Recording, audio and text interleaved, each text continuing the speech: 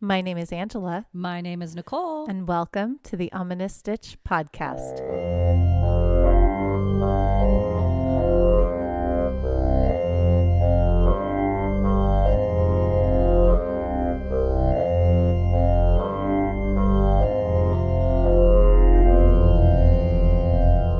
Hello, Stitchers. Hi, everybody. Welcome back to another amazing episode of the Ominous Stitch podcast. Yay! Yay! Did you miss us? It's been a whole week. We missed you. We definitely missed you. Oh, man. I can't believe spooky season is over. It's always spooky season to me. I know. You want to keep it going. But it's not like super spooky, I guess. Yeah. It's always spooky, though. It's always spooky. But it's fall. It's fall. Fall, y'all. Fall, y'all. And Thanksgiving is right around the corner. Whoop, whoop. Yay. Are you guys ready? Nope. I'm ready for Christmas. It's funny. Like, You're ready for Christmas. yeah, Thanksgiving I know is kind of important, but like, but I'm already ready for Christmas. We always do a big like Thanksgiving to do. And this year's going to be even bigger because we're hosting my family. So shout out to Mike and Janet and Becca because those are patrons of ours. They're actually coming for Thanksgiving this year. So that's going to be exciting. And so it's a lot of prep work for me. But I love Thanksgiving. I love watching the parade. I love, That's true. putting on lots of food for people and, Yes. and having everyone hang out. I don't like the cleaning part. I don't do the cleanup part. Oh, do you I not? do the cooking and then I take a nap and let You are so lucky. Good for you. and let other people clean up or it gets done the next day. I love it. Like I'm not Oh, that's so nice. I'm not doing it. Good for you. And I try to use as terrible as this is, I use as much disposable stuff as I possibly can. No, that's I know it's terrible at the same time, but it's awesome because you don't have to clean up. You just toss it away. Yeah. I love that. So should Yeah. we talk about, so let's give a preview of this week's episode. So Yes. this week's episode is going to be fun because we are both doing it together. Woo woo, It's tag another team. joint, little joint episode here. Yes. And I'm excited about it. It's going to be cool. she does a little hesitation. I'm a little, because you guys will see when we get to Yes. it. I found out some things that I didn't know But that's about good. my topic. That's okay. This is good. This is But for it'll be everybody fun. else to know. So But it's good. before we do that, Yes. we have this awesome thing that Nicole made. Nicole's doing Stitch Time today. Yes, and it that's was right. my birthday present. birthday, I didn't put any posts or pictures or anything But about it. there and- is a picture of me Oh, wearing it That's right. for a birthday. That's 'cause right. I did You wear it that were. day. Yeah. That's true. Yeah. But yeah, I surprised her with it. I was like, I'm gonna make Angela something cool. And she did, and I And I love did. it. And it's my favorite colors. It is Fall it's pretty- colors. It's beautiful. It's very fall. So Yeah. I'll talk about that today. But But before we do that, what's got you in stitches, Nicole? it's got me in stitches. Okay. Did you have to worry about student loans? Yes, I Okay. did. And you I had to- had student loans and I paid them off. And so I do not have them anymore. Good. Woohoo! Good for you. So I've Yes. worried about them for a long time now. I applied for that. I don't know if anybody out there has student loans, but I applied for the the Public Service Loan Forgiveness, PSLF. I always call it pumpkin spice. I love it. Yes. So I applied for that, right? And I work at a state institution, so that actually counts. It's a government job. And I was like, cool, I've got maybe, it was great because it worked. And I was like, oh, shoot, but I still have like at least a few years to still pay off of that and accrue it. But then my coworker, she actually worked where I used to work, which is the same place that I met Angela. Yay. So that university is actually a nonprofit. And I didn't know that. Yeah. Yeah. Did not know that. Yeah. So I was like, oh, maybe they'll accept this. So I applied again for that one. And I didn't consolidate my loans to federal loans until like way after. So I didn't think I had a shot. Turns out Yeah. I paid them off. Yay! Yay. So thank the Lord, PSLF, the Pumpkin spice. Pumpkin spice. I guess that's how I think about it. But public service loan forgiveness worked out because the you know how it was like we didn't have to pay our loans for a while here. Yeah. Yeah. Because the government loan was like, forgiveness. Yes. Yeah. Yeah. Because it was like COVID. We're gonna stop it for a while. Thank God. I was going to have to start again in October. And I was like, I kept checking and kept checking. And October came. I was like, shoot, I got to start it again. And sure enough, my student loan thing was like, nope, you're good to go. So that's awesome. you guys, it's like the weight off my test is like so big. Oh, I'm so excited for you. Yes. It is a huge thing when student loans are done, huge. when that debt is over. Yes. With. Yes. Oh my gosh. It's amazing. So yeah, I'm in a I feel good. Yeah. So, hallelujah. yes. Because I mean, it's a couple hundred a month, depending upon how much your loans are. Yeah. So before that, it was more, but then I consolidated it and still was a lot. But it was for a long time. And if I didn't have public service loan, I would have been paying till I was 60 almost. Yeah. Oh man. Yes. So Nicole, that's so exciting. Yes, so I just wanted to share that. I'm so happy, Good everybody. News. The best news ever. Yay. So, yay. Yeah. So Angela, what's got you in stitches? So I'm kind of doing a Nicole thing today. Nicole brought this to me and I was like, I don't know what to do for stitch time. And she's like, do this. Do this. Okay. Because it's the best. This is a Nicole thing. So this comes from manofmany.com. And this is a scientific study where they did for the top 10 scariest movies, horror movies of all time. And so what they did, and correct me if I'm wrong, because I'm going off the information you gave me. So what they did is they did an analysis. They tested people's blood pressures. They were watching this, maybe their heartbeats. Yes. And to see what scared them the most. Yes. As they what were got watching their these what movies. got their heart pumping more. Yeah. What got their heart pumping So this more. is actually scientific. And we did this before. We did this in an episode before. I think we talked about, I forgot what movies we were talking about. Maybe I don't know. Hereditary, I think. Maybe. Oh, yeah. I remember Hereditary is on the list. It's in you that talked list, about that. So they did do top 20, but we're just going to do top 10 today, I think. Okay. So this one I have not seen. Number 10 is called The Visit. I have not seen that either. Oh, it's an M. Night Shyamalan. Oh, is it the Christmas one? It's M. Night Shyamalan's triumphant return to pop culture. Kicked off with The Visit, an utterly terrifying film that saw the filmmaker back to his best. How do I not know about this one? The story follows Becca and Tyler, who plan a week-long stay at their grandparents' place. That's right. As time wears on, the pair begin to question whether the trip away was a horrifying mistake. While this one is sure to elicit some scares, don't be surprised if you find yourself laughing at points. There's a fair amount of comedy in here as well. Nice. This sounds like something that I would absolutely love. That we would love. Okay, we we'll need have to watch it at some point. Find this and watch this one. Number 10, The Visit. Number 10, The Visit. And I love M. Night Shyamalan. Me too. Stuff, so yeah. Not all of it, because some of it's kind of weird, but most of it's pretty good. But most of it's good. Yeah. So the next one is The Descent, which we watched. I hated it. You did it not make your heart beat? No, it made me annoyed. Oh, I think people don't like enclosed spaces. Yeah. So that's probably a big part Yeah, of it. because you're trapped. Yes. You can't get away. Yeah, and when you have claustrophobia, you're going to not want to watch this movie. Yeah. So that okay. makes sense. So The Descent, which we have watched, famous for its Salvador Dali style cover.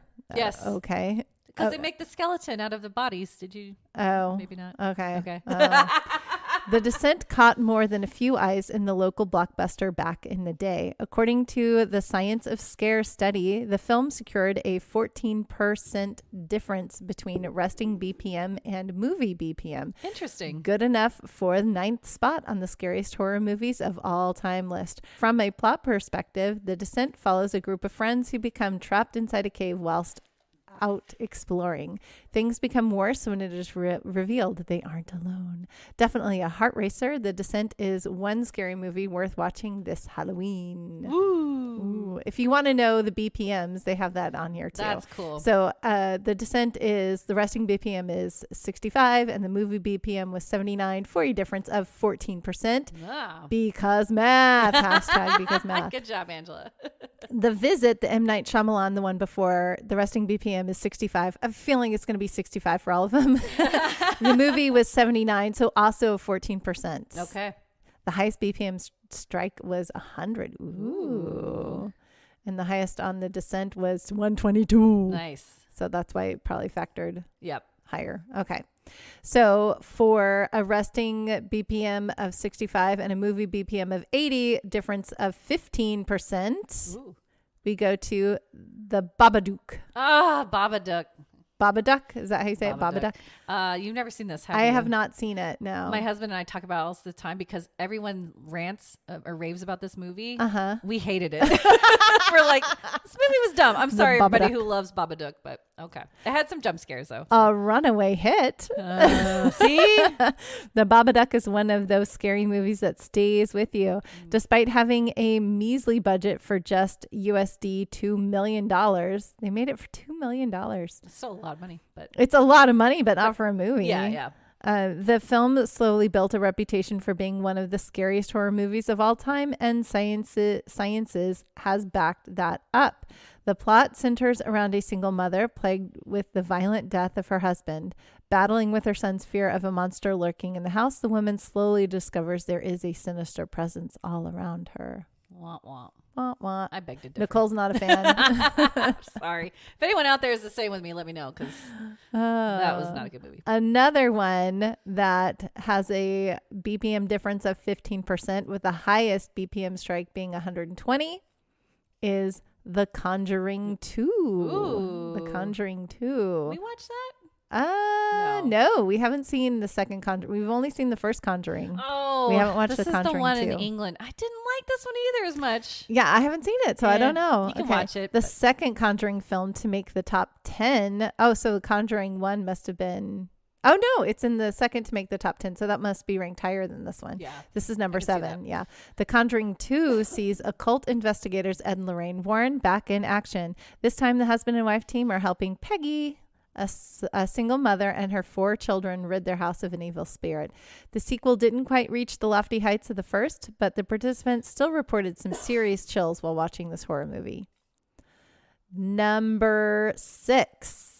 With a BPM difference of 16%, so we're moving up 1%, is It Follows. Sorry, Nicole guys. hates all these. I have not seen any of them. Well, except for The Descent. But. Yeah. It's funny. My husband just watched this one because he's never seen it. I've seen it a few years ago. It's okay. Okay. If you've seen it, I won't spoil it too much for Angela, but I feel like it's just like a scary STD following you. So if you've seen it, you know what I'm talking about. Okay. But read it, Angela. So, okay, one of the newer films to make the cut, It Follows, tell the story of teenager Jay, who sleeps with her new boyfriend Hugh, only to suffer dire consequences. Terrifyingly, Jay learns that she is the latest recipient of a fatal curse that is passed from victim to victim via sexual intercourse. Okay, dumb. See? Isn't it? It's a scary STD following you. All STDs are scary now. That's but this dumb. one's even scarier because it'll kill you. Dumb. Thank you. Dumb it's premise. supposed to be pretty, like cinematography and like music. It's supposed to be good. No. But the premise just messes me up. Yeah. Okay. Chased by death, Jay must find the answer to the curse before it's too late. With a peak BPM of just 93. Just 93. Just 93. It Follows definitely isn't one for jump scares, but is still one of the scariest horror movies of all time.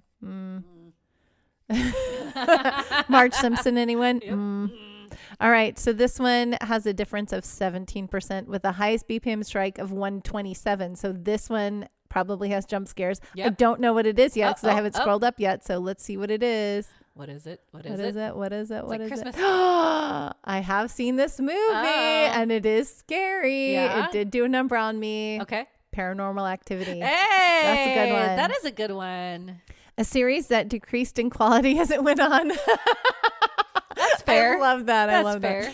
Paranormal Activity has copped a rather unfair amount of criticisms in our eyes, and now science can back us up. According to the study, viewers who watched the first film reported a 17% difference in BPM. I've only seen the first one, so I can't, it doesn't diminish anything for me because I've only seen the first one. I understand how they've made creepy. More because I know the what happens at the end. Yeah. So the second one, I think you'd like. I'm okay. Maybe okay, we'll watch so that watch together. that one. Okay. Yeah. A low-cost masterclass filmed on a budget of just $15,000. That's it? That's it. See, that's astounding. That's incredible. Paranormal Activity went on to gross a whopping USD 193 million. How much did they pay the actors then? Like nothing. It must have been like a student only film. 15, yeah. I mean, it was all shot with like camcorders and stuff. So, I Right. mean, they didn't have fancy. Yeah, but that's a lot of time to do all that Yeah. still. So And amazing. that actress, man, she was awesome. She did great. She was paid nothing. So Yeah. hopefully she got residuals I from this hope. movie. Hope she signed the right contract. Yeah.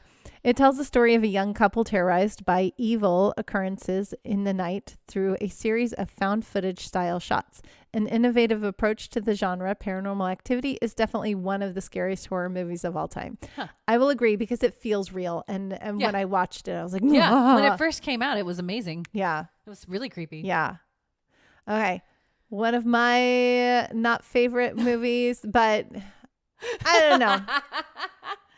Just because it was so cringy but I love Toni Collette, so you know where I'm going here. Yeah. What number is it at? Number 4. Really? Number 4. Should be number 1. Yeah. Okay. The BPM, it was number 1 last year, I think. Oh, was it? The BPM difference is 18% with the highest BPM strike of 109. Because there's there's a couple jump scares-ish no, at in the end. It gets real creepy. Yeah. So I don't want to watch at the end. It's right. crazy. We're talking about Hereditary, of course. Okay. This one flew under the radar when it was first released back in 2019, but we can safely say those who saw it remember it. Hereditary tells the story of the Graham family who slowly unearth cryptic and increasingly terrifying secrets about their ancestry. As the thread begins to unravel, the family must outrun the sinister fate they have inherited, which they don't. No, spoiler. Spoiler. Such a good movie. Yeah. Coming in at number 3, the BPM difference is 20% with the highest BPM strike of 129. Ooh. This one we have seen. Uh-huh. We have talked about a sequel already on this list. Oh, yeah? Yeah. Conjuring. Yes, it Woo is woo. The Conjuring. Coming in at number 3, The Conjuring. Probably the best modern horror franchise going around at the moment. It's really good. The Nun that we just watched. No. Nun 2. No. Don't you make sequels That's just a 'cause cash you can. grab. Yeah. Yeah. It didn't go in the direction it should have, It but didn't. that's our opinion. You guys can enjoy it if you want to. It still has wonderful cinematic moments. Yes. But let's talk about The Conjuring. The Conjuring apparently peaked at the first film.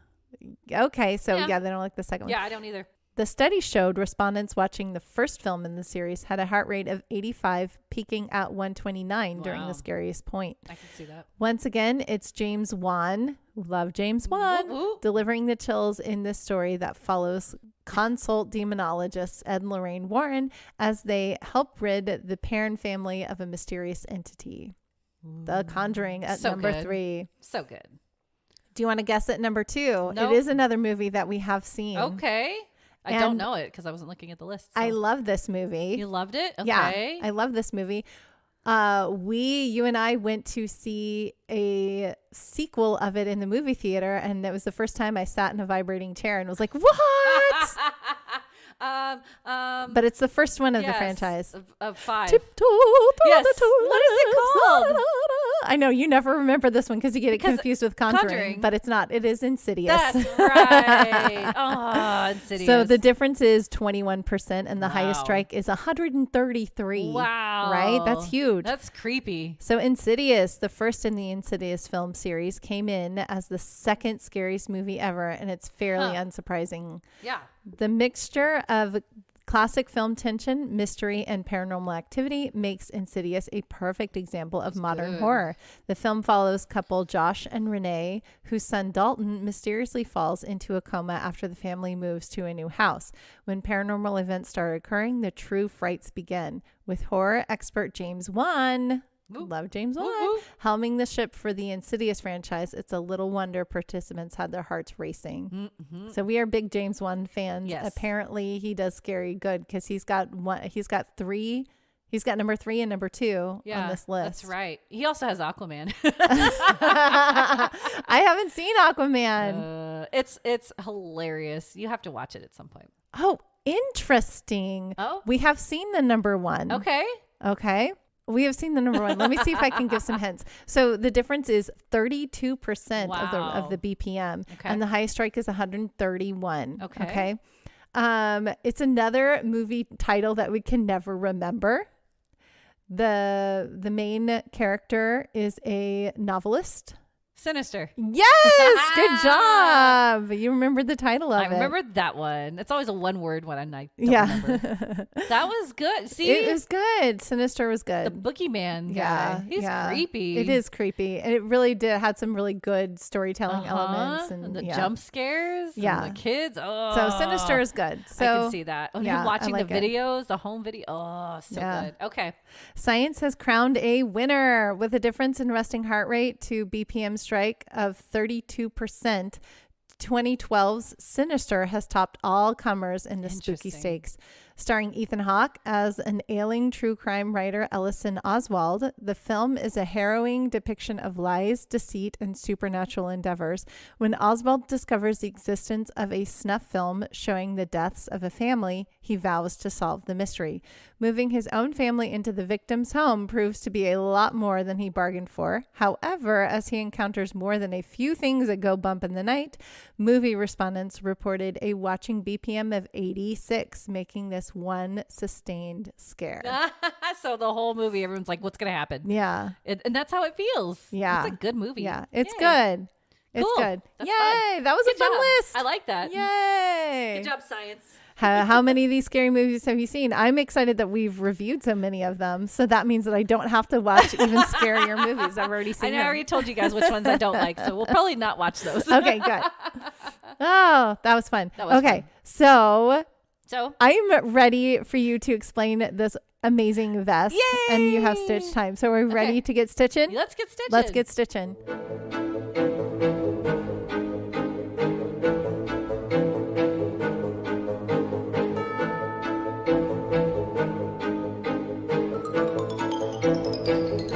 So I'm going to discuss what I made for Angela, which is super cute, and it's a Summer Daze cardigan. Yay! So it's like a sleeveless, cute, like overthrow that like maybe you're not like super cold, but you're not super hot. I don't know. I just thought it was really cute. It's really cute. And I'm like really excited because first of all, it's in my favorite colors, which are just variations of orange and gold. And it's like a variegated, but only within like oranges and yellows almost. Yeah, not I love like it. Yellow. Yeah. It's all orange. But orange is my favorite. Yes, I know. So the website this is from is theturtletrunk.com. How cute is that? Right? The turtle trunk. And I'll put this link on our episode show notes when it comes out, so you can click on the link.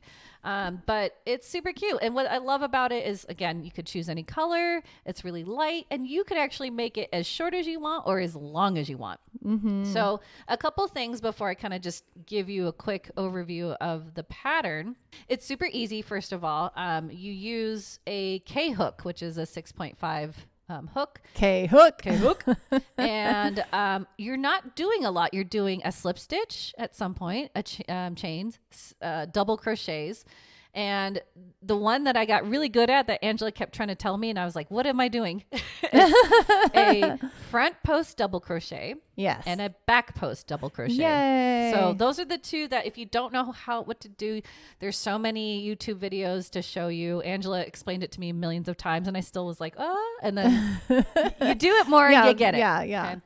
But those are the two most advanced ones, okay? And so what's going to happen, the way you make it, it's vertical. So it's again, it's as long as you want actually versus the width, because you're making 3 panels. You're making a back panel and then your 2 front panels. And what's cool about this pattern is it gives you the kid sizes if you want to make it for a kid, and it gives you adult sizes. Oh. Now, a couple things before I say, so the first one you make is the back panel. It gives you how many chains you want to make it the size you want. What I did for Angela, because I know Angela's taller and I wanted to make it longer, the last amount of chains on here says 110. I made mine 128. Oh, wow. Yeah. Really? Yeah. So I made yours way awesome. longer because I just thought it was cuter long. And you're bigger. I mean, not bigger, but you're taller. Yeah. So your legs are longer. I was like, oh, she's probably going to want it a little longer. So I love it. I love like long. I'm wearing this like really long duster right now. And they're too. cute. Yeah. So 128 chains is what I did.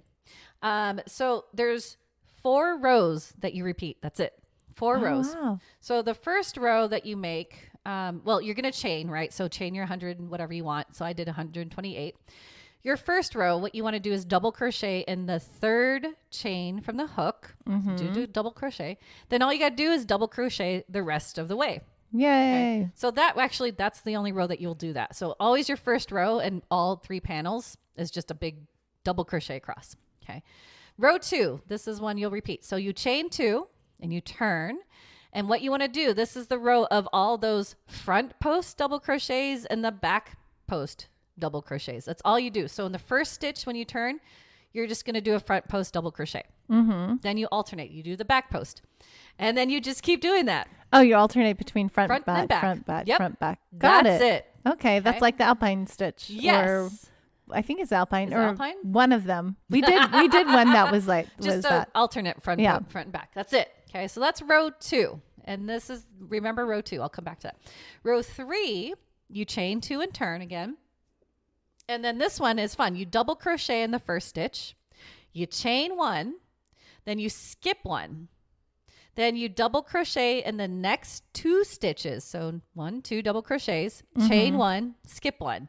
And that's what you're going to repeat. So 2 double crochets, chain 1, skip 1. That's 2 it. double crochets, chain 1, skip 1. Got it. The first one is just 1 double crochet. Yeah. That's it. Because the chain 2 kind of acts as, exactly.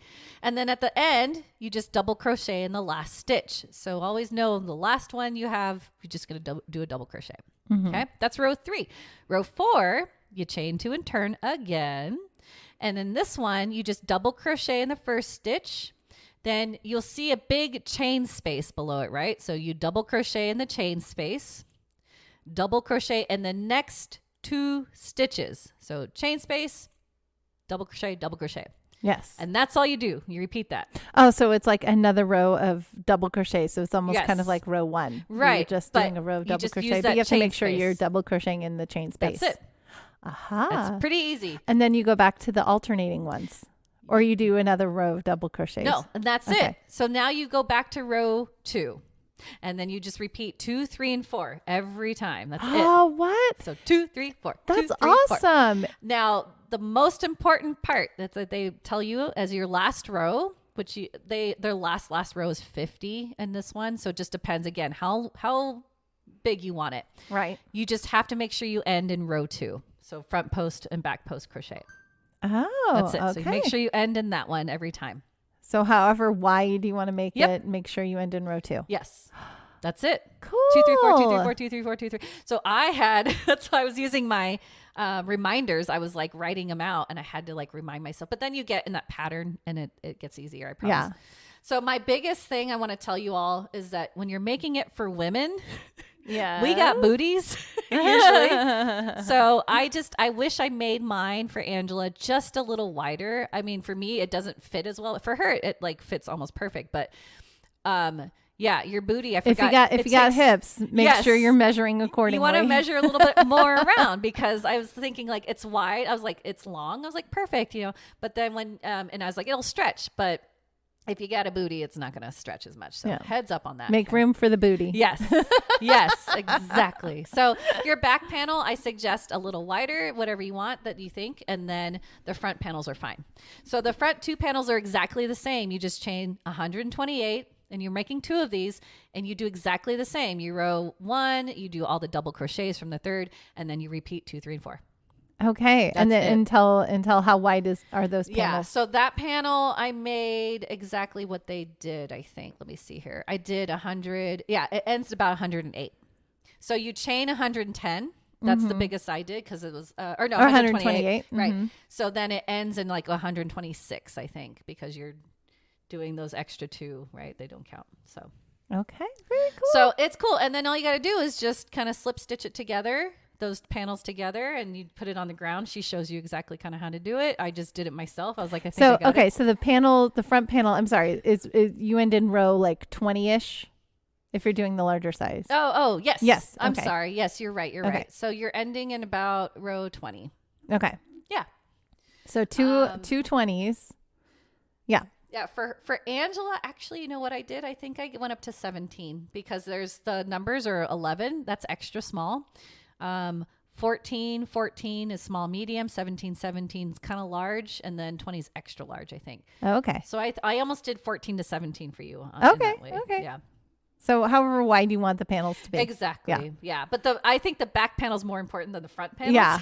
Yeah. Because I was like, oh, it's a little bit there. And you're always going to end in row 2. And row That's 2. That's okay. it. And then you assemble, you just kind of, like I said, slip stitch it over. So there's a shoulder seam. You want to make sure you have enough space. She gives you the amount of inches per armhole. I actually went wider. Yeah. Make sure you leave armholes. That's important. It is important. Make sure you leave armholes. Yeah. But I did. So for Angela, I actually did a little bit more because I just wanted it more comfy. Mm-hmm. And then she even mentioned that it's optional to kind of leave the side panel on the bottom open a little more so that a little more booty room. Yeah. Well, yeah. So it kind of folds over, but I did it all. I went from the bottom to the top to where the arms ended. So it's really cool. It's easy, I promise, because I don't do clothing very much. You're making like big rectangles and then you just seam them together. That's exactly what that is. So it's cool. And the stitching of it looks awesome. It looks way more complicated than what it actually is. Exactly. That's what I It's loved about it. very pretty. And I love the yarn. You guys, this is so pretty. Yay. Nicole like nailed it. I remember when I pulled it, I was like, ah! And I was so excited. And I was like, put it on. I changed my outfit so that I could put that on. She could wear it. Yep. That was very sweet. Yay. So happy birthday. Thank you. I love it. But yeah, so I'll link this on our show notes and I'll on our show notes on the website, and I'll put it on the episode when you're reading the description of the episode, which I'm starting something new. You can just click on it and you can go check it out. Yay. Very cool. Yeah. All right. So, are we ready for story time? Are you ready for story time? I'm ready for story time. It's story time. It's story time.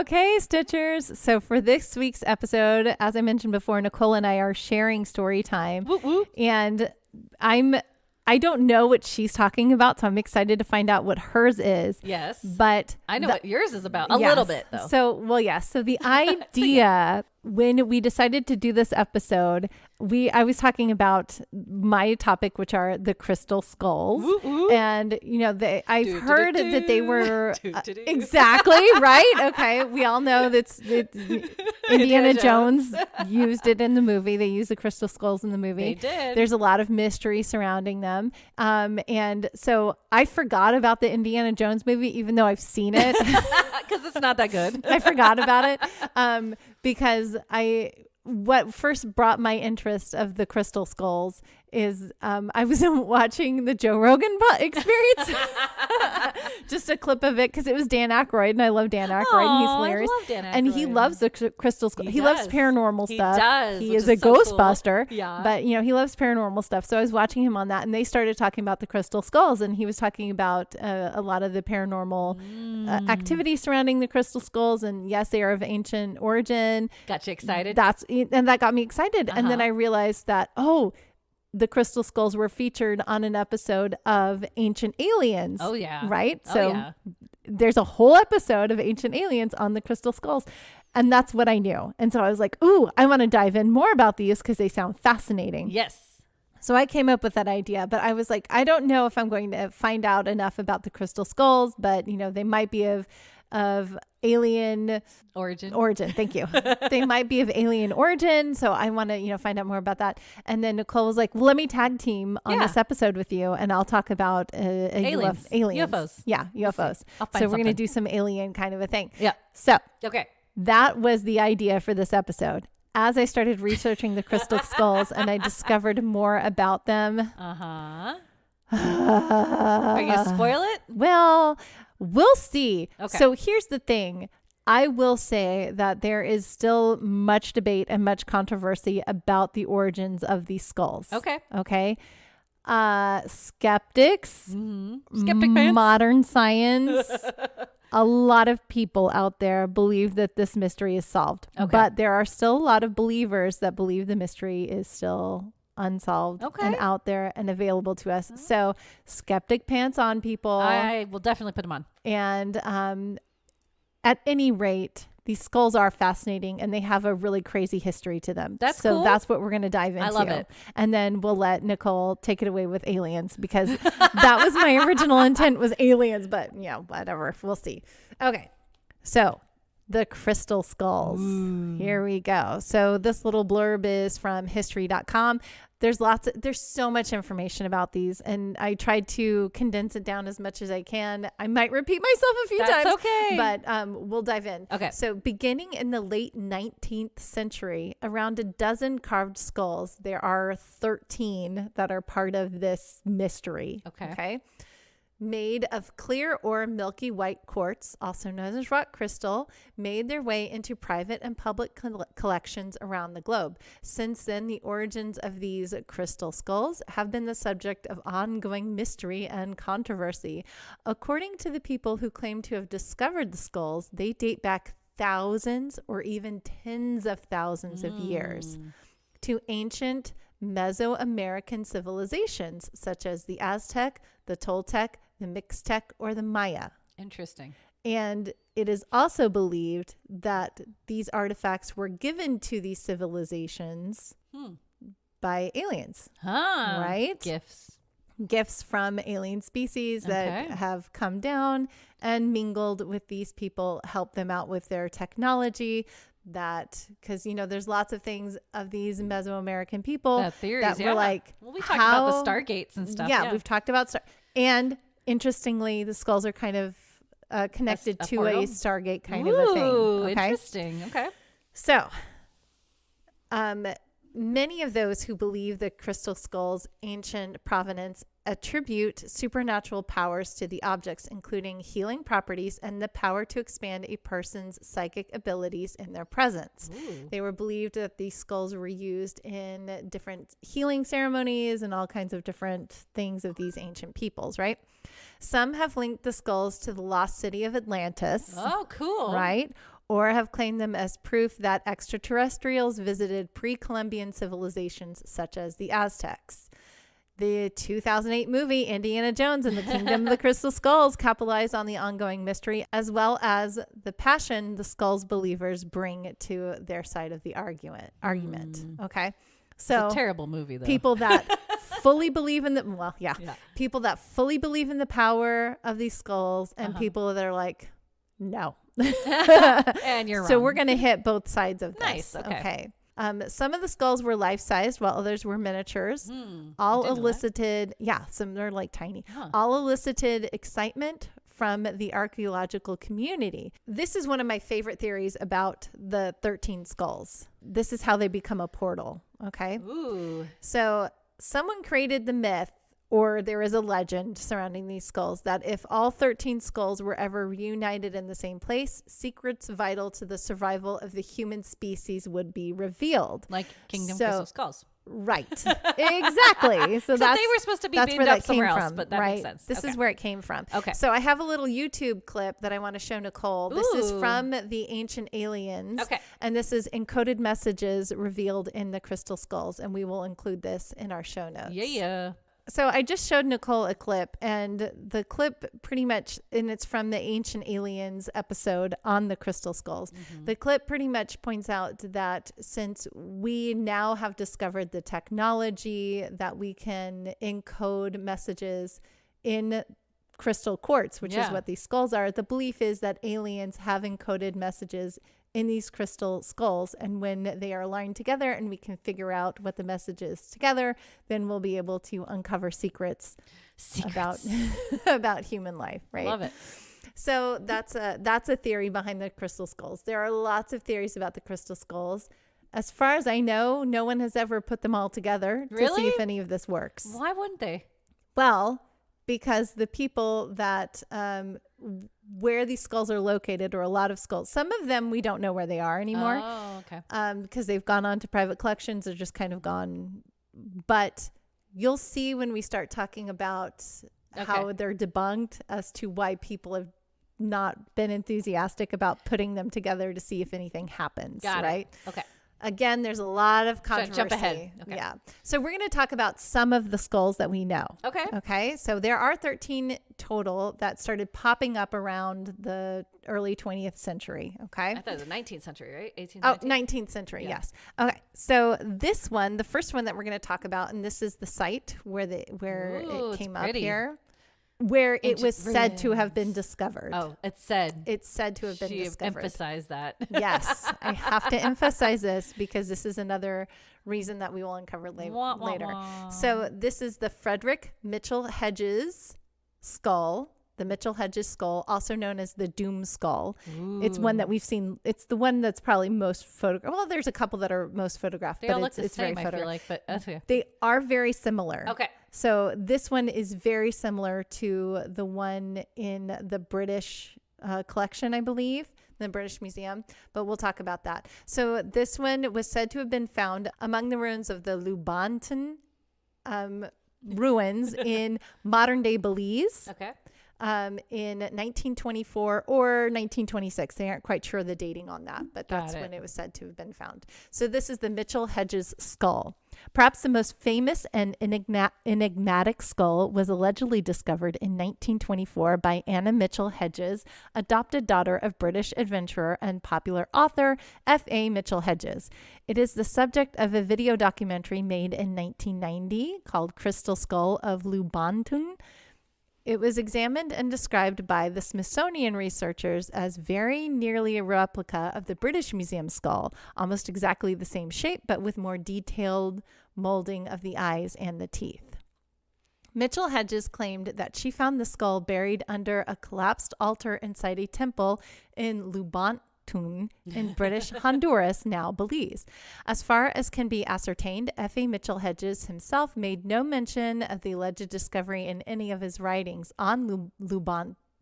I'm never going to say it right. Do you want me It's so hard to do you say. want me to look it up? No, it's just because the N. Two double A's. That's There's, why. it's the N that goes before the T. Lubantan. Lubantan. I don't want to say it Lubantan? right. It's hard. Oh my goodness. Sorry.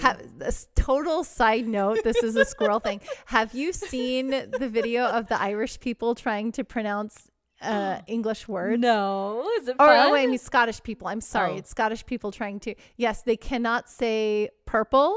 Really? Yes. Purple. There's a whole list of things that were really hard for them to say. It's hilarious. It's a TikTok. Oh, I love it. almost sent it to you the other night. Why didn't you? I don't know. I should Send it have. to me later. But it's so Okay. funny. I love it. I will I love pull Scottish it up and I will send it accents. to you. And they They're can't. so cool. They can't say these things together. It's hilarious. Okay. Okay. Anyway, back on Back to on. the crystal skulls. Others present at the time of the excavation recorded neither the skull's discovery nor Anna's presence at the dig, which is important to note because that goes towards a theory as to why the skulls are not real. Recent evidence has come to light showing that F.A. Mitchell Hedges purchased the skull at a Sotheby's auction in London on October 15th, 1943 from London art dealer Sidney Burney. In December 1943, F.A. Mitchell Hedges disclosed his purchase of the skull in a letter to his brother, stating plainly that he acquired it from Burney. Okay, so the dad says, no, she did not find it. But Anna maintained her entire life that yes, she did. Wow. Right? Really? Yes. Interesting. Okay. The skull is made from a block of clear quartz about the size of a small human cranium, measuring some 5 inches or 13 centimeters high, 7 inches or 18 centimeters long, and 5 inches or 13 centimeters wide. The lower jaw is detached. In the early 1970s, it came under the temporary care of freelance art restorer Frank Dorland, who claimed upon inspecting it that it had been carved with total disregard to the natural crystal axis and without the use of metal tools. Interesting. Right? Wait, so what did they use?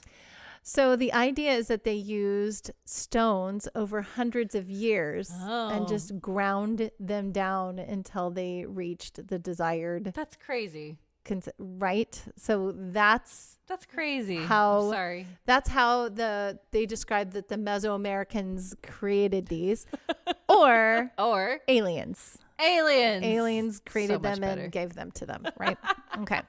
Dorland reported being unable to find any telltale scratch marks except for traces of mechanical grinding on the teeth, and he speculated that was first chiseled in rough form, probably using diamonds, and the finer shaping, grinding, and polishing was achieved through the use of sand over a period of 150 to 300 years. He said it could be up to 12,000 years old. Now, the fun thing about crystal quartz is that you cannot carbon date it. So you have no idea how old it is. That's They crazy. couldn't carbon date it. Wow. Right? So that's why they're like, It's a I don't know how old it mystery. is, right? Okay. Okay.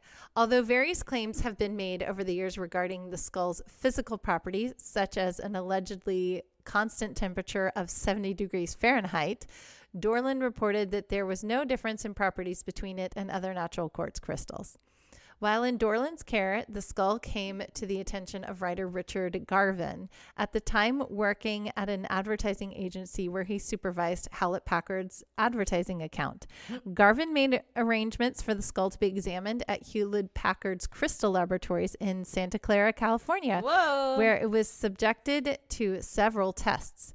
The labs determined that only it was not a composite, as Dorland had supposed, but that it was fashioned from a single crystal of quartz. Ooh. The laboratory test also established that the lower jaw had been fashioned from the same left-handed growing crystal as the rest of the skull. No investigation was made by Hewlett-Packard as to its method of manufacturing or dating. As well as the traces of mechanical grinding on the teeth noted by Dorland, Mayanist archaeologist Norman Hammond reported that the holes, presumed to be intended for support pegs, showed signs of being made by drilling with metal. See?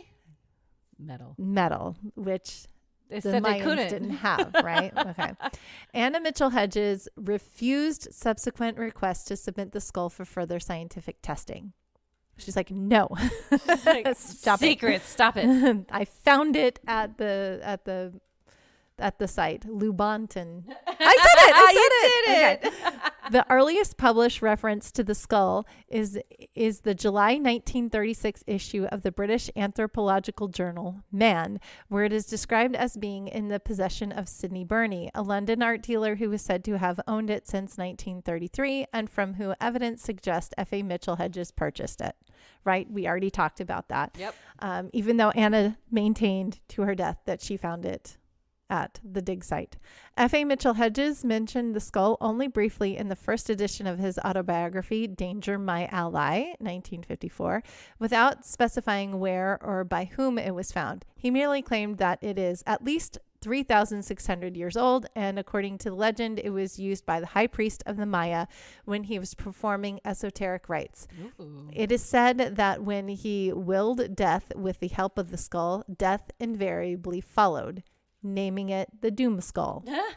I love that. All subsequent editions of Danger, My Ally omitted mention of the skull entirely. So interesting. Yeah.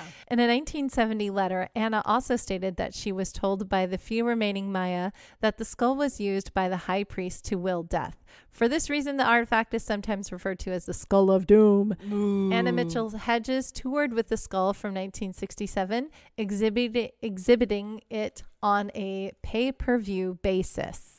Making money off the Doom Skull. Somewhere between 1988 and 1990, she toured with the skull. She continued to grant interviews about the artifact until her death. In her last 8 years, Anna Mitchell Hedges lived in Chesterton, Indiana with Bill Homan, whom she married in 2002. She died on April 11th, 2007. Since that time, the Mitchell Hedges skull has been owned by Homan. He continues to believe in its mystical properties. Interesting. So he's still a believer. He and Anna believe. Yeah. Yes. Okay. They fully believe in the skull. Interesting. This next skull is called the Paris skull. Crystal skull at the Musée du Quai Branly, Paris. The largest of the three skulls sold by Eugene Bobin, who we will learn more about. We will learn more about Mr. Bobin. To Alphonse Pinard, sometimes called the Paris skull, about 10 centimeters or 4 inches high, has a hole drilled vertically through its center. It is part of a collection held at the Musée du Quai Branly. Bromley. And that's all I know about the pear skull. But remember Eugene Bobin. He's important. Bobin. I like that.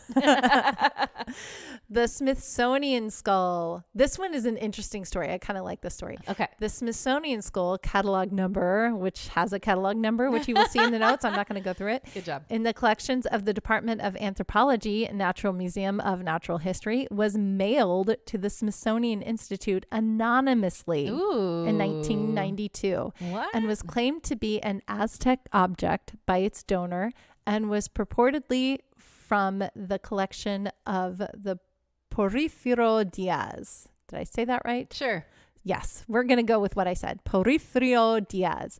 It is the largest of the skulls, weighing 31 pounds or 14 kilograms and is 15 inches or 38 centimeters high, the Smithsonian skull. So the collection of the Porfirio Diaz, I think there were 3 skulls in that collection. Really? I think, if I'm remembering that correctly. And it's the largest. Yes, though. it's the largest. Okay. The next skull is the British Museum skull. The crystal skull of the British Museum first appeared in 1881 in the shop of the Paris antiquarian Eugene Bobin. See, I told you we would come back to Bobin. Its origin was not stated in his catalog of the time. He is said to have tried to sell it to Mexico's National Museum as an Aztec artifact, but was unsuccessful. Bobin later moved his business to New York City, where the skull was sold to George H. Sisson. It was exhibited at the meeting of the American Association for the Advancement of Science in New York City in 1887 by George F. Kuntz. It was sold at auction and bought by Tiffany & Company, who later sold it at cost to the British Museum in 1897. This skull is very similar to the Mitchell Hedges skull, although it is less detailed and does not have a movable lower jaw. Oh, so just stay shut. Stay shut. The museum notes that although the stylization of the features of the skull is in general accord with other examples accepted as genuine Aztec or Mixtec carvings, Mixtec, the overall appearance does not present an obvious example of Aztec or any other Mesoamerican art style. But misgivings began to grow about the skull's provenance, especially because of its connection to Bobin. I just like saying his name. I love that. He was developing a bit of a reputation for himself as a rascal who occasionally traded in fakes. Rascal. No. Yep. You jerk. Yeah. Don't you fool us. And here's some other stories that I found of crystal skulls that I thought were exciting, but I don't know what skulls these are attributed to. Okay. But these are more stories of crystal skulls. A story has it that a Mayan family in Guatemala found a crystal skull in 1909. In 1991, it came into the possession of a Dutch woman called Jokie van Dieten. That's a fun name too. Jokie? Jokie? Who described herself as a spiritual adventurer. The skull has since been dubbed E.T. after the extraterrestrial in the movie E.T. and is said to have arrived from the Pleiades star cluster 444 light years away. Miss Van Dieten totes E.T. around the world to demonstrate its ability to cure ailments. So the E.T. skull. Love it. And then here's E.T. And here's another skull. This is I think the last skull that I have. The Shanara is a crystal quartz skull discovered in Mexico in 1995. Whoa. Through the application of psychic archaeology. So someone's feeling it out? Yeah. Cool. They were like, I sense a presence of a crystal skull here. Where are you? Where are you? Like its colleagues, it is claimed to possess amazing occult powers. Its current custodian is Michelle Nocerino of Portland, Oregon. For a fee, she will guide you to Shanara's ability to open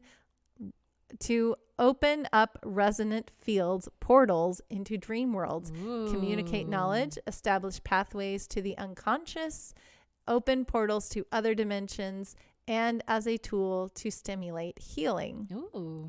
So those are the skulls that I found. Okay. Those are the ones that I know about. That's all you know about. That's all I know about. So let's talk about the supernatural properties of these skulls and their fascination. So stories about the skulls focus heavily on their perceived supernatural powers. Joshua Shapiro, the co-author of Mysteries of the Crystal Skulls Revealed, cites claims of healing and expanded psychic abilities from people who have been in the presence of such skulls. We believe the crystal skulls are a form of computer which are able to record energy and vibration that occur around them, he writes. The skull will pictorially replay all events or images of the people who have come into contact with them. Interesting. I.e., they contain the history of our world. Weird. Right? Okay. That's an interesting thing. Old computer. Right. Most archaeologists and scientists are skeptical, to say the least. Skulls were prominent in ancient Mesoamerican artwork, particularly among the Aztec. So the connection between these artifacts and these civilizations is apt, right? Makes sense, right? It does, yeah. It was a symbol of regeneration, says Michael Smith, a professor of anthropology at Arizona State University. There were several Aztec gods that were represented by skulls, so they were probably invoking those gods. I don't think they were supposed to have specific powers or anything like that, but we're going to talk about more of the supernatural powers of the skulls from Wikipedia, one of our favorite websites. So Wikipedia states that some individuals believe in the paranormal claim that the crystal skulls can produce a variety of miracles, including Anna Mitchell Hedges. She claimed that the skull she discovered, allegedly, I love that's in there, could cause visions and cure cancer. What? No. That she once used its magical properties to kill a man. What? Because it is just the bashed doom it in skull. his head. I'm sorry. I love that. Oh, and that in another instance, she saw in it a premonition of the JFK assassination. Okay. That's what she claims. Cool. She also toured with the skull for money. Just FYI, throwing that out there. Yeah. In the 1931 play The Satin Slipper by Paul Claudel, King Philip II of Spain uses a death's head made from a single piece of wrought crystal lit by a ray of the setting sun to see the defeat of the Spanish Armada in its attack on the Kingdom of England. Claims of the healing supernatural powers of the crystal skull have had no support in the scientific community, which has found no evidence of any unusual phenomena associated with the skulls, nor any reason for further investigation other than the confirmation of their provenance and method of manufacture. Another novel and historically unfounded speculation ties in the legend of the crystal skulls with the completion of the previous Maya calendar Baktun cycle on December 21st, 2012. Claiming that the reuniting of the 13 mystical skulls will forestall a catastrophe allegedly predicted or implied by the ending of this calendar. Yep. That didn't happen. It didn't happen. When I was in Belize in 2009, I think it was 2000, or it could have been 2008, when my husband and I got engaged. We were talking with some of our guides, and we were visiting Mayan ruins, and he was talking about the Mayan calendar. And I was like, so what happens at the end? Because it's coming up in a few years. Like, right. What happens? He's like, just the calendar ends, the cycle ends, and then we start over again. Yeah.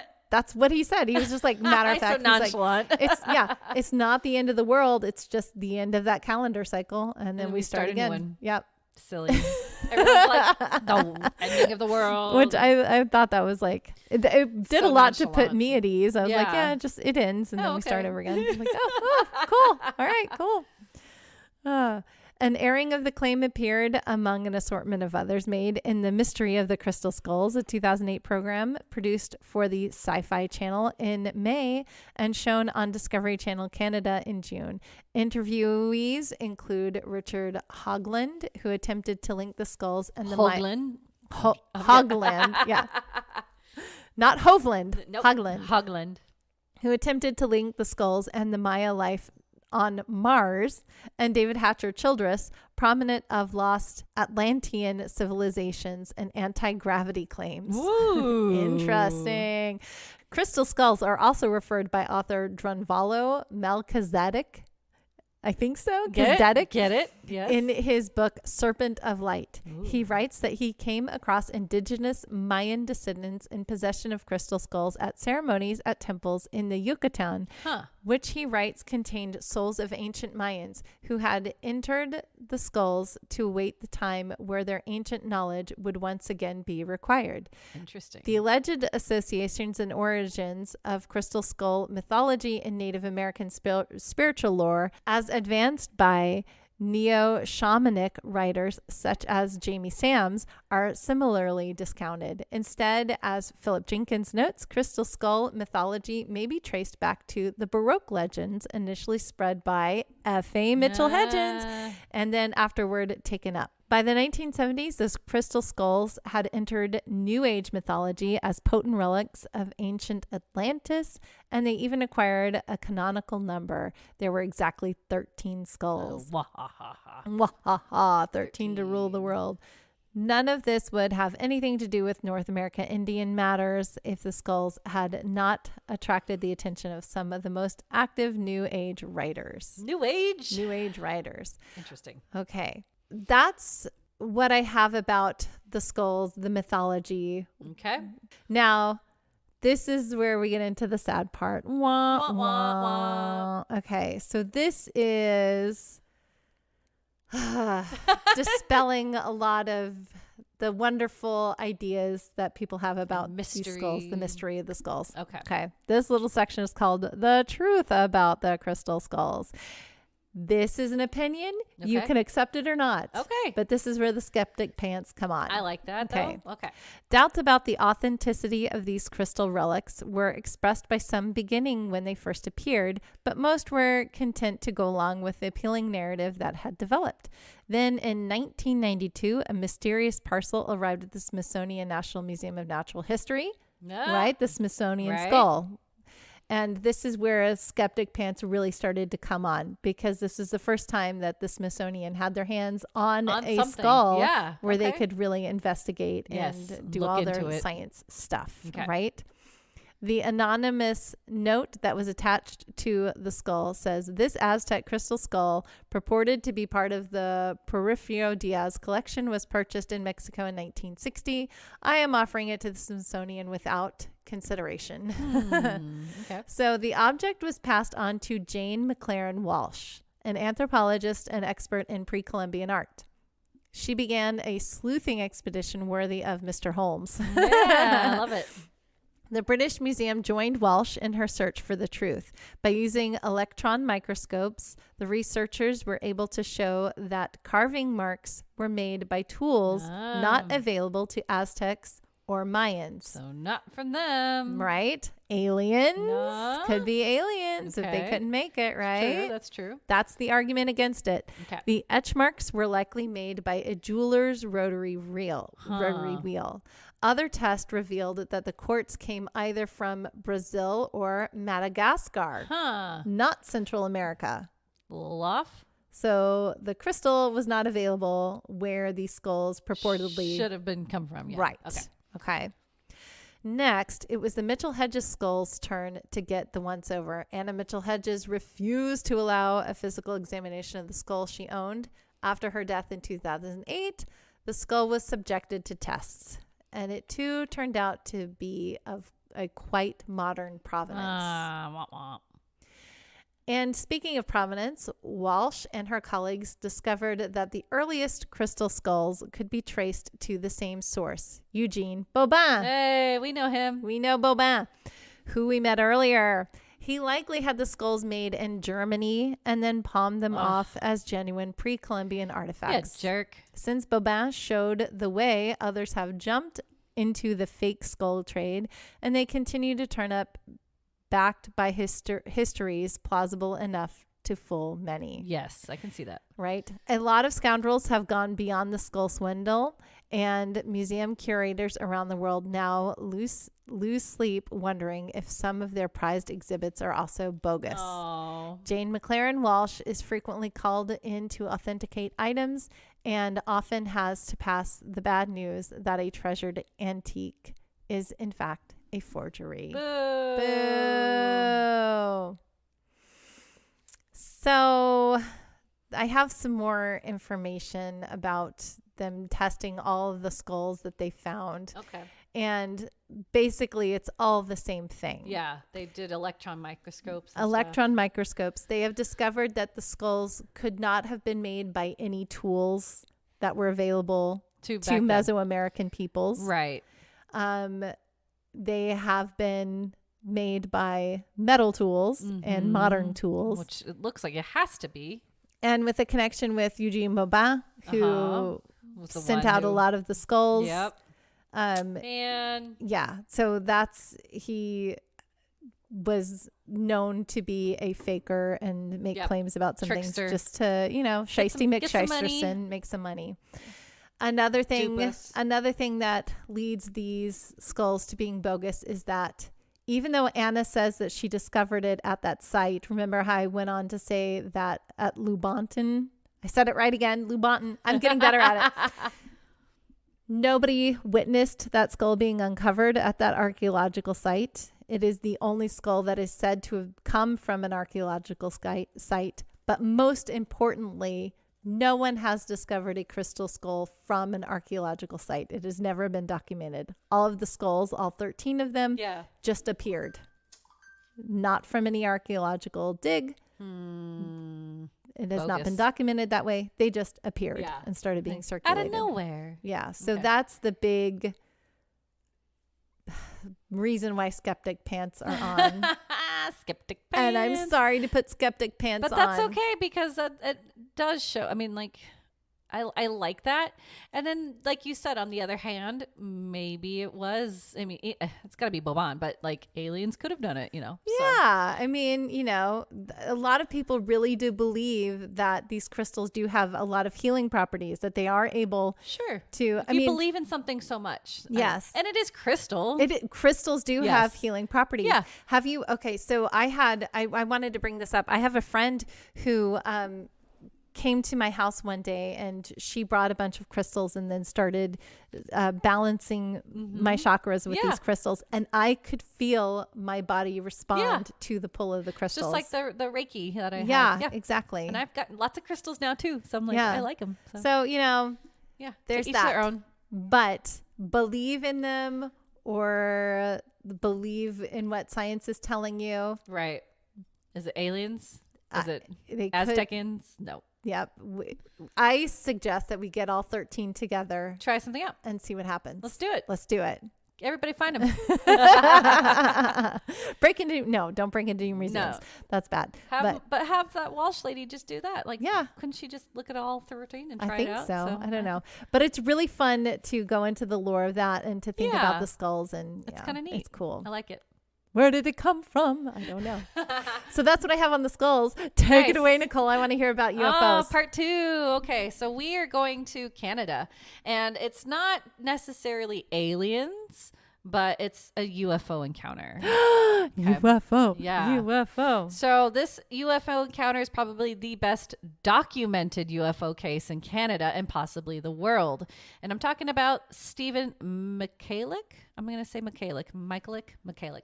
He was an industrial mechanic, and he witnessed something strange at the edge of the Falcon Lake woods in Manitoba. So before Stephen Michaelic moved from his home in Poland to Canada, he was a military policeman who had high morals and guidelines to serve his community. He was an upstanding citizen who loved his family and wanted to do right by them. So note, he was of sane and sound mind. Okay. Mm-hmm. Our story about Stephen Michaelic, though, starts in May of 1967. Michaelic's side passion was geology, so it kind of ties into your quartz and stuff. Yeah. So he traveled many places to prospect gems, minerals, etc. And one of his favorite places to do this was Falcon Lake, which is about 150 kilometers or 93 miles east of Winnipeg. Here he had previously found quartz and silver, which is what he wanted to do again.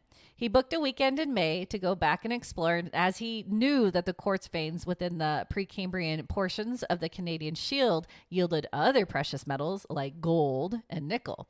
On May 20th, 51-year-old Stephen left his home and family in River Heights, Winnipeg, and set up within Whiteshell Provincial Park at Falcon Lake. He set up and was working on a vein of quartz when he was startled by a gaggle of geese as they seemed to be going in a frenzy of honks and flapping wings. Like, what's going on? Yeah. Once this happened, he looked up and saw 2 cigar-shaped objects with a large hump in the middle, emitting a reddish glow and hovering only 150 feet away from him. Mothman! Then one of the objects descended and landed on a flat section of rock. At this point, the object seemed to take on more of a disc shape. While the one landed, the other hovered in the air for a few minutes before flying away. Stephen believed that what he was seeing were experimental crafts, probably from the United States. So he decided to take the time and sketch out what he was seeing for the next half hour. Oh, it's a flying saucer. That is like the textbook flying saucer. Wow. Right? He was very detailed. See that? Yeah. Afterwards, since the object was still there, Stephen approached it. Oh, Yeah. Later, he recalled that the closer he got, the air became warmer and he could smell something foul like sulfur. interesting. He could also hear the sound of whirring motors and hissing air. He noticed that there was no identifying insignia and the craft lacked any sort of seam on the metallic surface. Interesting. And speaking of the surface, he was in awe of how smooth it was, like colored glass. He approximated it to be about 34 feet in length, which is 10.5 meters, and 15 feet high, about 4.5 meters. The color kept changing from gray to red, and he believed it resembled hot stainless steel with a golden glow emanating around the craft. Then he noticed that there was a type of door that was open on the side, illuminated by bright lights inside. Ooh. He also heard voices, but they were muffled by the sounds the craft was making. Stephen believed that they sounded human with 2 discernible voices, one higher than the other. Interesting. Still thinking they were Americans, he called out and offered mechanical help to the Yankee boys if they needed it. But as soon as he said anything, the voices stopped and there was no response. Thinking they might not have been American at that point, Stephen then tried calling out in his native Polish. Nothing. Then Russian, maybe? Nope. Then finally German, still with no response whatsoever. Dude, he speaks a lot of languages. He does. That's awesome. I speak, what is it? I speak 6 languages. Now, even though he never heard any response, Stephen was still extremely curious. He threw on his welding goggles that he used to protect his eyes when chipping at rocks as a precaution and walked into the door of the craft. Stephen noticed light beams and panels on the walls flashing various colors. He didn't see anyone or anything living and ended up walking back out the door. But as soon as he did this, 3 panels slid across the door opening and sealed it shut. So we're like, no. Then Stephen decided to touch the craft, but it was so hot that it melted the fingertips of the glove he was wearing. Oh, what? So glad he was wearing something protective. Yeah. Now, after he pulled his hand away from the craft, it began to turn counterclockwise. And then Stephen noticed a type of panel that contained a grid of holes. All of a sudden, he was struck hard in the chest by a blast of air or gas that forced him backwards and set his shirt and hat on fire. Oh, my gosh. So these are the things he was wearing. Welding goggles are interesting. So, okay, it looks like he has the two. Okay. He's got the Have glass you one. ever worn welding goggles, first of all? No. You cannot see when the panel is fully down. Oh, yeah. You cannot see. It's hard to see anything. Unless there is like a light happening. Interesting. It's very similar technology to like eclipse glasses. Oh, if yeah. you're wearing Yeah, eclipse yeah. glasses, it's like black. You can't see anything, Interesting. you know? Okay. Because the light is so bright, it yeah. really does burn your eyes. So shout out to my father-in-law. He is a welder. And so I've welded before, Oh my gosh. and I've had to wear, you can't see anything. So, but I see that he has the flip up and out. down. Yeah, he can do flip so up and he's just wearing the protective glass and not the dark shade. Got yes. it. Okay. So for those of you who understand welding goggles, you understand what I'm saying. He can see. He can see. Now, Stephen was able to rip off the burning garments he was wearing while the craft soon lifted off and flew away. Wow. Stephen felt extremely disoriented and nauseous, and he ended up stumbling through the forest and vomiting. Slowly but surely, he was able to get himself to his motel room in Falcon Lake. A nearby highway patrol officer, Constable G.A. Solotki, did see Stephen and assumed he was drunk, but didn't smell alcohol on him. Solotki offered to help Stephen to return and seek treatment at Falcon Beach, but Stephen really wanted to go home. But according to Stephen, I keep saying Stephen, it could be Stefan. Sorry, guys. Solotki was opposite of helpful and refused to offer him aid. Oh, what? So there's two differing stories there. Uh-huh. But he did get back to his motel and asked about a doctor, but the local doctor was absent. Stephen rested in his hotel room for a little bit. Then he called his wife to tell her what happened and that he would take a Greyhound bus back home. Soon, Stephen was able to get to the Misericordia. There you go. Yes. Health center, where they brought him into the emergency room. The doctors treated him for his burns to his chest and stomach that eventually turned into these raised sores in a grid-like pattern. Ooh. And matched what looked like an exhaust panel. Interesting. He also suffered from prolonged bouts of diarrhea, headaches, blackouts, and continued weight loss. Wow.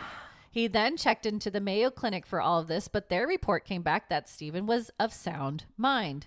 And all of this, his ailments seemed to match radiation poisoning. Ooh. Yeah, but they tested him in Pinawa, Manitoba, and everything came back negative. Following the incident, Stephen lost about 13 pounds. His lymphocyte, or white blood cells in his immune system, count drastically fell to near lethal levels and even suffered from intermittent reappearances of his burns that lasted his whole entire life. What? That's insane. Ooh, ooh, ooh.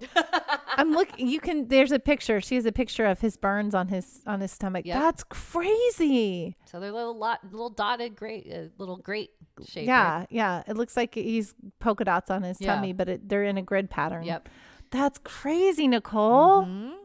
Now, word got out soon after about Stephen's run-in with the Crafts, which brought in the RCMP, the Royal Canadian Mounted Police, the Air Force, the media, various government agencies, and of course, flocks and flocks of people. They all came in waves to his small home in River Heights throughout the next few years. As a caring citizen, all Stephen wanted to do was report what happened and make sure it didn't happen to anyone else. Even though the authorities constantly probed him and asked him the same questions over and over to see if it would change, Stephen's retelling of his encounter never wavered. Yet him and his family were criticized heavily, and his sanity was even questioned. His poor son Stan was bullied in school. Soon, Stephen feared he should never have said anything, but he never backed away from his story. He never claimed to see any type of aliens and still considered it a secret military craft. Okay. That's safe. Right? That's like a safe way to go about it. Yes. Okay. But it looks not like anything we've seen before. Nope. It definitely looks like your a alien UFO. UFO. Now, numerous government officials visited the site on Falcon Lake. Stephen wanted to assist, but at that time he was so ill he couldn't even get solid food down. They found Stephen's glove and shirt and some tools, and they were all analyzed heavily by the RCMP crime lab, but they couldn't come up with what caused the burns. Oh, wow. Look at his shirt. It's all burned, but it has that same pattern on it. That's crazy. Yep. Ooh, I like this story. I knew you would. And at the landing site, there was a circle about 15 feet in diameter that was devoid of any vegetation that was growing in other areas of the same rock outcropping. They took soil samples and samples of Stephen's clothing that was found, and they deemed both were highly radioactive. Radioactive. Now, authorities also stumbled upon pieces of metal stuck in the rocks about a year after the incident. The metal somehow melted into the cracks. Ooh. They chipped them out and tested, and again, highly radioactive. Wow. This is cool. Yes. I've never heard of this. Me neither. And it's in Canada. Into Canada. That's so cool. Michalik eventually penned a manuscript entitled My Encounter with the UFO, published in 1967 by Osnova Publications in Polish, and later translated into English by Paul Pihichin. Michalik passed away in 1999 and reportedly still believed the UFO was an experimental aircraft.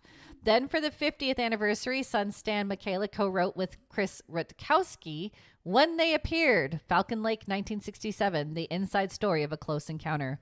And they refer to the endless visitors and phone calls, media, and people that bombarded the Michaelik's life after the incident went viral. To this day, officials have deemed Michaelik's case and encounter as unexplained. Skeptics all claim that Michaelik's burns were accidental due to alcohol use and that the radioactive metal was planted to solidify the hoax. See, okay. No. Right? He didn't even get up. He couldn't even get up and move. He was sick.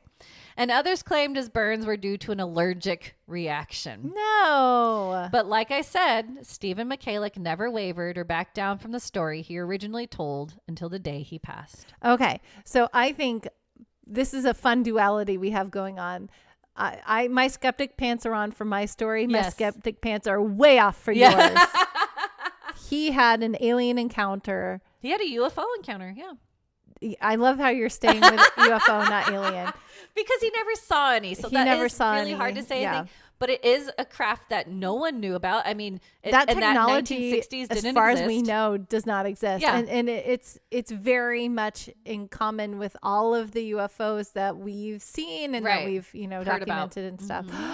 That's cool. And he was a nice guy.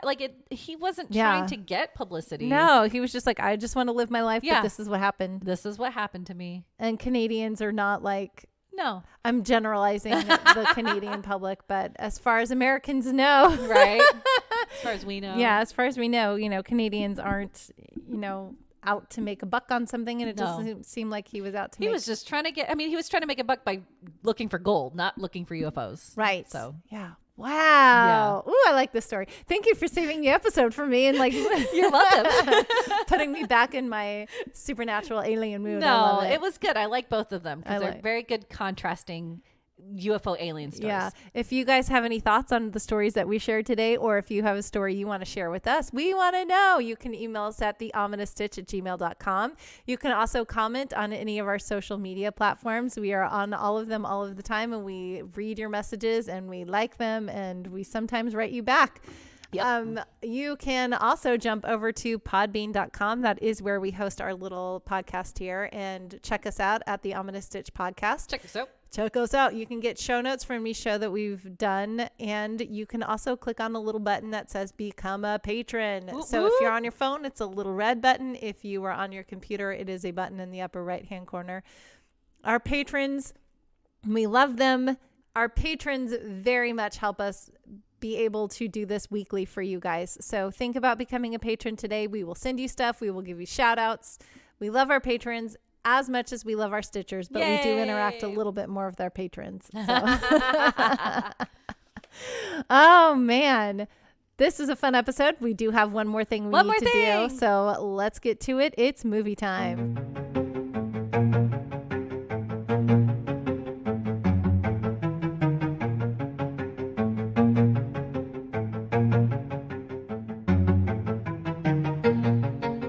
This episode's movie review, No One Will Save You. Released in 2023, IMDb rating 6.3 stars, and synopsis. An exiled, anxiety-ridden homebody must battle an alien who's found its way into her home. Okay, this movie, guys, you cannot stitch to it. Let me just put that out there. I was watching it and I was texting Nicole, and I think I may have given Nicole a wrong impression because right off the bat I was like, there's no dialogue. Right.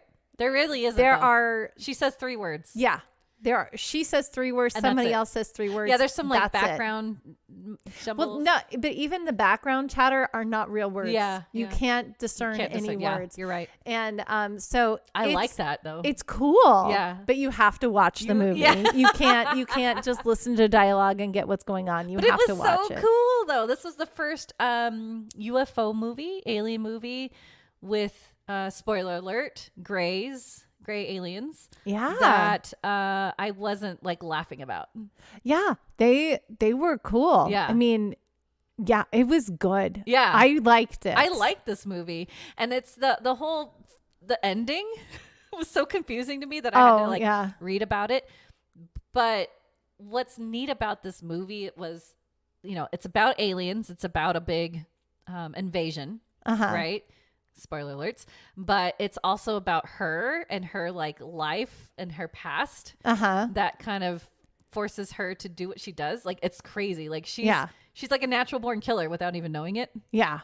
Which is crazy, right? Yeah. But the ending, did you get it? So I think I got it. Okay. And we can talk offline on this because I want you guys to watch this movie. I spoiled it a little bit, but don't. It's cool. Go see it. The ending is kind of open to interpretation because I think I definitely have some questions on it. I'm glad you read about it because I'm going to want to ask you talk the about questions. it. We'll talk about it offline. I don't want to talk about it. We don't want to spoil anything because we like this movie and we recommend it. Yeah. It's very different from what you're expecting it to be. Yes. It's beautiful. Yes. It's her house is gorgeous. Oh, I know. That was the first thing she texted me because it's a doll house and she collects doll houses, but it's very much a vintage. Cool it's very house. much a doll house. And Nicole's like, oh, I love this house. I'm like, I knew you would. The way she dresses, she's so vintagey. She's very cute. She's very cute. The main actress is great.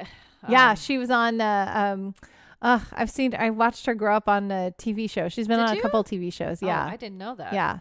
Now I'm gonna click on her. Yeah, click on her. No idea who. I'll tell you. I didn't recognize her. Last Man Standing. Yeah. Okay. So she was on Last Man Standing. That's what I know her from.